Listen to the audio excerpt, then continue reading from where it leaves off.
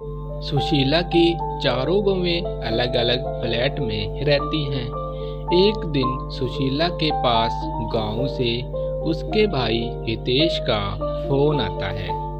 हितेश, सुशीला दीदी कैसे हो आप? सुशीला, मैं तो ठीक हूँ। हितेश, तुम कैसे हो? बहुत दिनों के बाद फोन किया, सब ठीक तो है ना? हितेश, हाँ दीदी, सब ठीक है। मैं कल तुम्हारे पास आ रहा हूँ, वहाँ मुझे कुछ काम था तो सोचा अपने भांजे से भी मिल लूँगा। फोन कट जाता है और सुशीला दुविधा में पड़ जाती है। वह सोचने लगती है, बच्चे तो मेरे साथ में रहते नहीं, अगर भाई को पता चल गया कि मैं अकेले रहती हूँ तो वह बहुत दुखी होगा। खैर, अब जो होगा वो देखा जाएगा, आने दो भाई को। अगले दिन हितेश सुशीला के घर पहुंच जाता है।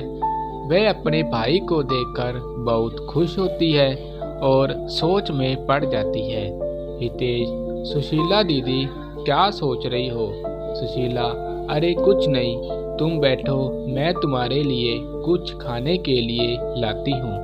हितेश, दीदी तुम क्यों ला रही हो? खाना तो आपको बउए लाएंगी, कहाँ गई वो? सुशीला ने हितेश को सारी बात बता दी।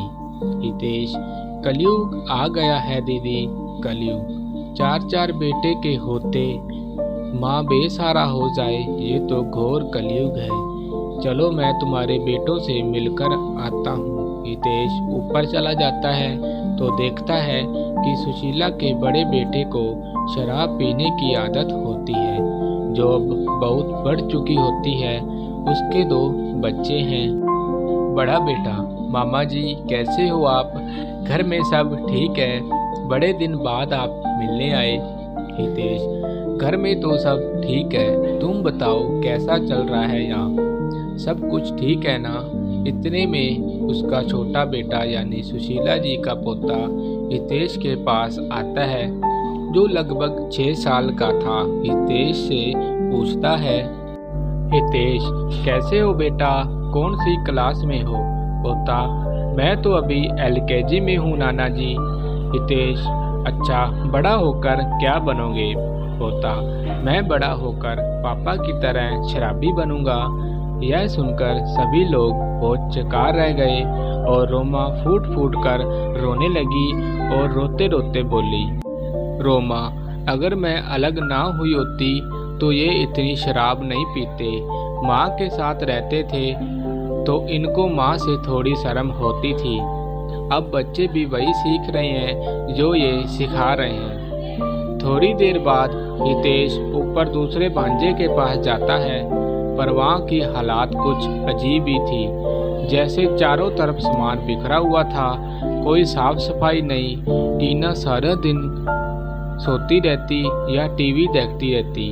हितेश से घर की हालात देखी नहीं गई और उसने बातों बातों में पूछ लिया, हितेश बेटा, घर बदल रहे हो क्या? सब सामान बिखरा हुआ है। मामा जी की बात सुनकर टीना झट से बोली, टीना, मामा जी पहले सब माँ के साथ रहते थे ना, तो सारी बहुओं को एक ही काम करना रहता था, तो काम जल्दी से हो जाता था। अब सारा काम मुझे को ही करना पड़ता है, तो समझ में नहीं आता कि कहाँ से शुरू करूँ और कहाँ पर ख़त्म करूँ। हितेश, अरे तो बेटा एक काम वाली को रख लेते। टीना, इनकी इतनी सैलरी कहाँ है कि काम वाली को रख सकें? मामा जी, हम अलग फ्लैट में ना रहते ना तो इतनी परेशानी ना होती, वहाँ सब मिलजुल कर काम कर लेते थे। ये कहते ही टीना के आंखों से आंसू बहने लगते थे। हितेश वहाँ से भी चला जाता है और तीसरी बेटे के घर यानी तीसरी मंजिल पर पहुँचता है। वहाँ हितेश का तीसरा भांजा और उसकी पत्नी मीनू आर्थिक तंगी से गुजर रहे थे। हितेश बेटा कैसा चल रहा है? तुम्हारी माँ ने बताया कि तुम सब अलग अलग रहते हो, तो मैं आ गया तुमसे मिलने। तीसरा बेटा, सब ठीक है मामा जी, आप बताओ आप कैसे हो? मीनू, मामा जी आए हैं, कुछ खाने को लाओ। इतना सुनते ही मीनू रसोई के डब्बों में देखने लगती है। वो एकदम खाली होते हैं और वह वहीं बैठकर सर पकड़कर रोने लगती है। रोने की आवाज़ सुनकर हितेश और मीनू का पति अंदर आते हैं। हितेश, क्या हुआ बेटा, रो क्यों रही हो? मीनू, क्या बताऊं मामा जी, मैं अपनी किस्मत पर रो रही हूँ। अगर मैं भाभीियों की बातों में आकर घर से अलग ना होती ना, तो आज ये दिन देखना ना पड़ता। घर में खाने के लिए कुछ नहीं है और काम का भी पता नहीं मिलेगा ही नहीं। मेरी सास हमेशा हमारे ख्याल रखती थी और आज ये दिन सिर्फ मेरी वजह से देखने को मिल रहा है। मीनू अपने किए पर बहुत पछताती है। अब हितेश चौथी मंजिल पर जाता है तो वहाँ ताला लगा दिखता है।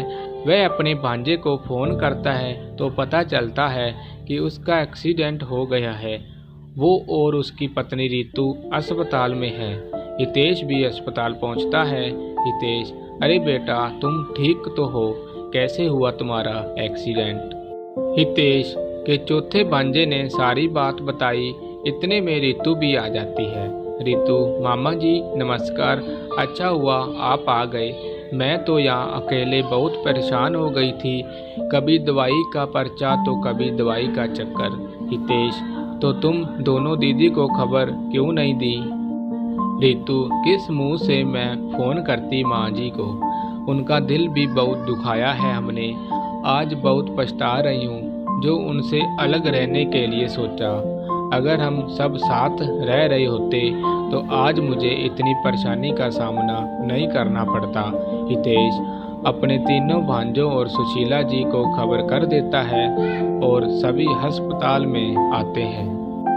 हितेश चारों भाइयों को एक दूसरे की परेशानी के बारे में बता देता है। चारों भाई एक दूसरे के गले लगते हैं और एक दूसरे से माफ़ी मांगते हैं। चारों बहुएं भी सुशीला जी के पैर छूकर अपने सास से माफ़ी मांगते हैं।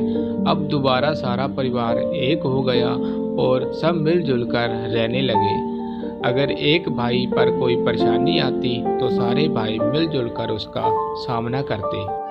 एक दिन सुशीला ने अपने बेटे और बहुओं को बुलाया और कहा, देखो तुम सब एक साथ रहते हो तो कितने खुश रहते हो, कोई मुसीबत तुम्हें छू भी नहीं सकती। इसलिए तो कहते हैं मुश्किल वक्त भी टल जाता है जब अपनों का साथ मिल जाता है।